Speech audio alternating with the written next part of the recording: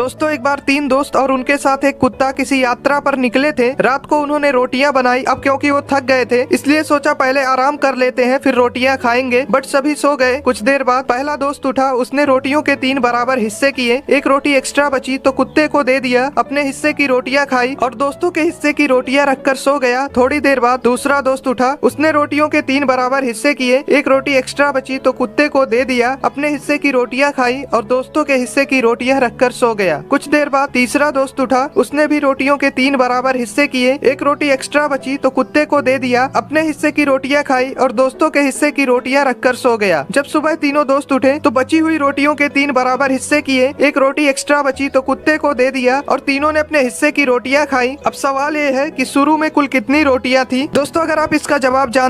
एक रात एक चोर एक घर में घुसा। दरवाजा खोला तो एक बूढ़ी औरत सो रही थी। खटपट की आवाज से उसकी आंखें खुल गईं। चोर घबरा गया लेकिन बुढ़िया बोली, डरो मत बेटा, लगता है किसी मजबूरी के कारण तुम ऐसा काम कर रहे हो। कोई बात नहीं, अलमारी में एक तिजोरी है, उसमें का सारा पैसा और गहना तुम चुपचाप ले जाना, लेकिन पहले मेरे पास आकर बैठो। मैंने अभी अभी एक सपना देखा है, वह सुनकर जरा मुझे उसका मतलब तो बता दो। चोर बुढ़िया की बातों में आ गया और चुपचाप जाकर उसके पास बैठ गया। बुढ़िया ने कहा, बेटा मैंने देखा कि मैं एक जंगल में खो गई हूँ। तभी एक कौवा मेरे पास आया और उसने 3 बार जोर जोर से बोला, पिंटू पिंटू पिंटू। बस फिर सपना खत्म हो गया और मेरी आंखें खुल गईं। जरा बताओ इसका क्या मतलब हुआ? चोर सोचने लगा। इतने में बुढ़िया का बेटा पिंटू अपना नाम जोर जोर से सुनकर उठ गया और अंदर आकर चोर को जमकर पीटा। बुढ़िया बोली, बस करो अब मत मारो। चोर बोला, नहीं नहीं मुझे और मारो, ताकि मुझे आगे से याद रहे कि मैं एक चोर हूँ, सपनों का मतलब बताने वाला नहीं।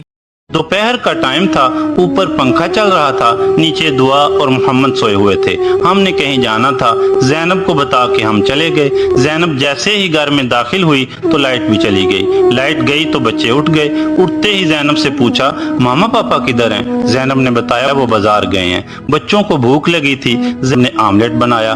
दुआ और मोहम्मद ने दस्तरखान लगाया और खाना खाने बैठ के जैनब एक निवाला दुआ को खिलाती, एक निवाला मोहम्मद को और एक निवाला खुद खाती। और ये सारा मंजर उनकी दादी देख रही थी। मैं घर में आया तो अम्मा जान कहने लगी, बेटा तुम सच कहते थे, स्कूल में बच्चों की पढ़ाई होती है और घर में बच्चों की तरबियत।